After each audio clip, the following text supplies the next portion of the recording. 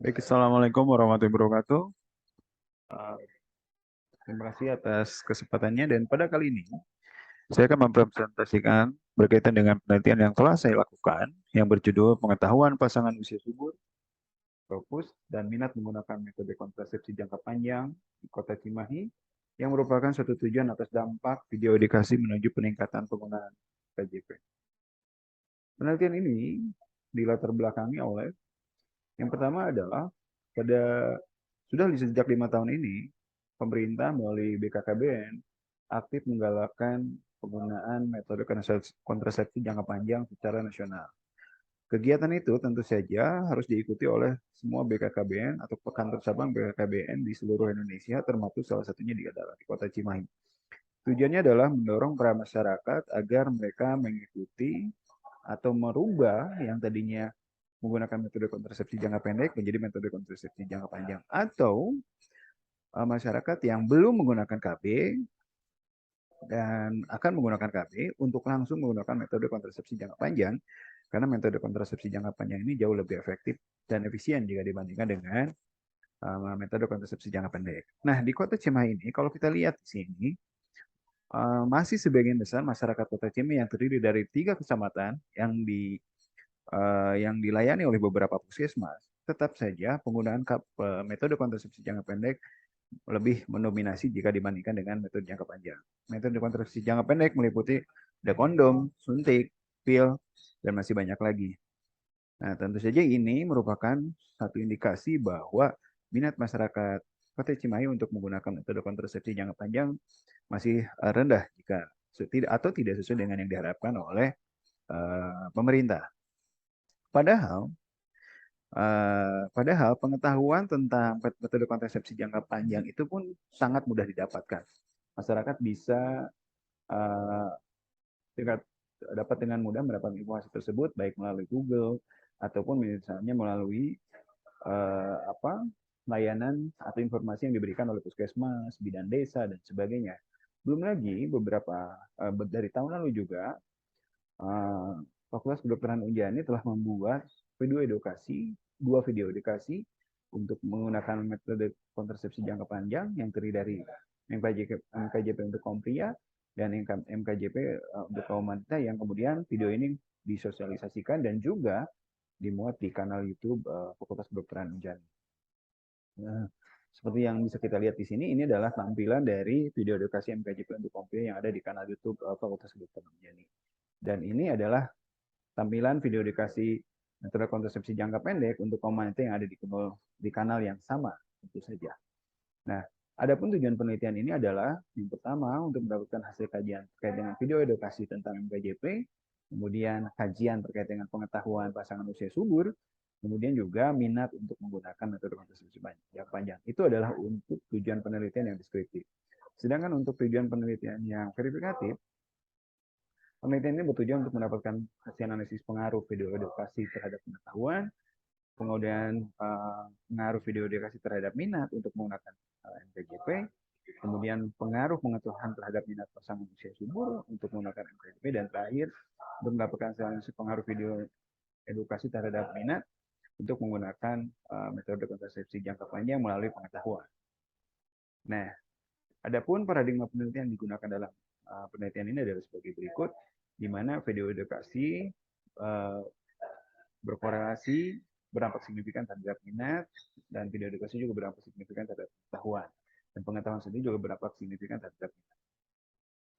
Adapun hipotesisnya adalah yang pertama, video edukasi berpengaruh signifikan terhadap pengetahuan, video edukasi juga berpengaruh signifikan terhadap minat pasangan usia subur, kemudian pengetahuan berpengaruh signifikan terhadap minat pasangan usia subur, dan video edukasi berpengaruh signifikan terhadap minat untuk menggunakan metode kontrasepsi jangka panjang melalui pengetahuan. Adapun metode penelitiannya yang digunakan dalam penelitian ini, pertama, metode yang digunakan adalah metode analisis deskriptif. Sesuai dengan tujuan penelitian yang sudah dibahas tadi di latar belakang, bahwa tadi tiga tujuan penelitian teratas itu merupakan deskriptif, sementara 4 tujuan penelitian lainnya adalah verifikatif. Kemudian untuk pengambilan sampling menggunakan purposive sampling. Kemudian metode analisis yang dilakukan adalah analisis jalur. Unit analisis dari penelitian ini adalah pasangan manusia subur di Kota Cimahi pengguna metode kontrasepsi jangka pendek dan unit observasinya juga sama. Jenis dan sumber data yang digunakan dalam penelitian adalah sebagai berikut, bahwa untuk jenis data primer diperoleh dengan menggunakan kuesioner, wawancara, dan observasi, sementara sekundernya diperoleh dari BKKBN Provinsi Jawa Barat, Pemprov Cimahi, Dinas Kesehatan Kota Cimahi, dan puskesmas yang berada di Kota Cimahi. Hasil penelitian, terutama berkaitan dengan probabilitas spending, adalah sebagai berikut. Bahwa tentu saja dalam penelitian ini jenis kelamin responden sebagian besar adalah perempuan. Usianya yang mendominasi adalah usia 25, 35, serta 36 dan 50 tahun.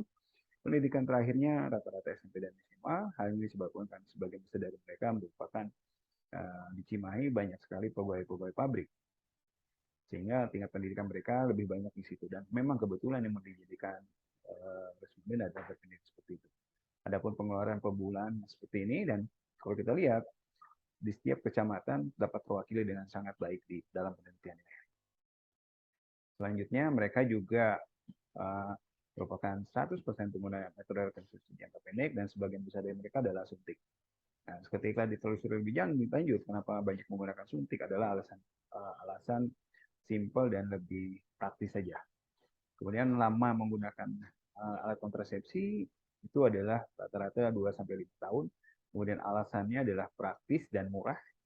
Kemudian efek samping yang dirasakan juga hampir sebagian besar merasakan tidak pernah ada keluhan dengan penggunaan alat kontrasepsi tersebut. Kemudian persamaan struktural yang diperoleh dari penelitian ini dengan menggunakan analisis ada sebagai berikut. Terdapat dua structural equation. Yang pertama, di mana pengetahuan dipengaruhi oleh video edukasi. Yang kedua adalah bagaimana minat dipengaruhi oleh pengetahuan dan video edukasi. Ada hasilnya adalah sebagai berikut. Kemudian hubungan struktural yang dihasilkan adalah sebagai berikut. Nah, kemudian untuk persamaan struktural satu untuk uji hipotesis parsialnya terlihat bahwa video edukasi berpengaruh signifikan terhadap pengetahuan. Hal ini dapat dipahami bahwa ketika terdapat apabila video edukasinya sangat baik, maka pengetahuan dari para pasangan manusia subur pun akan semakin meningkat pula. Kemudian uji hipotesis simultan untuk persamaan struktural 2 menghasilkan bahwa video edukasi dan pengetahuan berpengaruh signifikan terhadap minat dengan nilai hitung yang jauh lebih besar jika dibandingkan dengan tabel. Kemudian untuk uji hipotesis parsialnya pada struktural 2 adalah sebagai berikut, di mana masing-masing variabel baik video edukasi maupun pengetahuan berpengaruh signifikan terhadap minat. Nah, ini adalah pengaruh dari masing-masing variabel.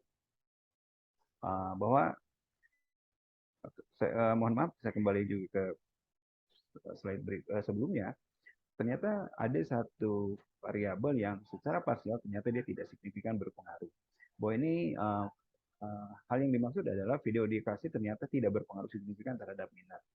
Artinya minat untuk menggunakan MKJP ini tidak dipengaruhi oleh video edukasi, tapi dipengaruhi oleh pengetahuan. Nah, ini adalah pengaruh untuk masing-masing variabelnya. Untuk persamaan struktural 1, video edukasi berpengaruh atau berkaitan cukup erat dengan pengetahuan, dan di persamaan struktural 2, pengetahuan sangat berkaitan erat dengan minat. Nah, adapun kesimpulan dan saran yang diajukan dalam penelitian ini yang pertama adalah bahwa untuk deskriptifnya, video edukasi yang dihasilkan dari kegiatan ini berkonsep santai dan sehingga memudahkan dalam dalam pemahaman bagi masyarakat yang dituju. Kemudian mayoritas masyarakat ini mengetahui tentang MKJP, terutama jenis IUD atau alat kontrasepsi dalam rahim. Karena masyarakat Kota Cimahi, namun masyarakat Kota Cimahi ini kurang berminat untuk menggunakan MKJP. Hal ini disebabkan karena persepsi akan mahalnya menggunakan MKJP.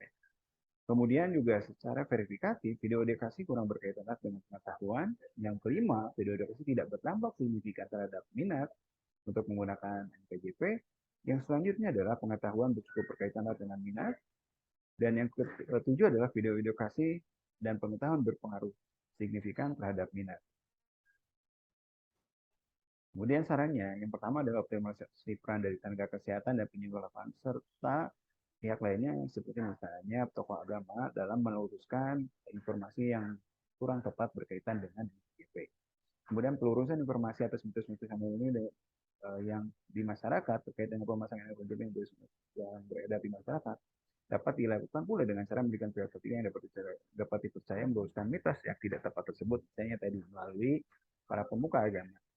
Kemudian peningkatan pemahaman terkait dengan biaya pemasangan MPJP yang sebetulnya lebih murah dan lebih efektif perlu dilakukan untuk meluruskan pemahaman di mana biaya pemasangan MPJP lebih mahal. Ini dapat dilakukan melalui atau mengoptimalkan peran dari tenaga kesehatan dan PLKB yang ada di lapangan. Kemudian kegiatan sosial corporate social responsibility dari perusahaan-perusahaan yang ada di Kota Cimahi atau pengabdian masyarakat itu dapat ditingkatkan sehingga kerjasama dengan Dinas Kesehatan dan BKKBN untuk menggratiskan biaya pemasangan ekonomi sehingga masyarakat akan jauh lebih tergerak untuk menggunakan metode kontrasepsi jangka panjang di masyarakat Kota Cimahi.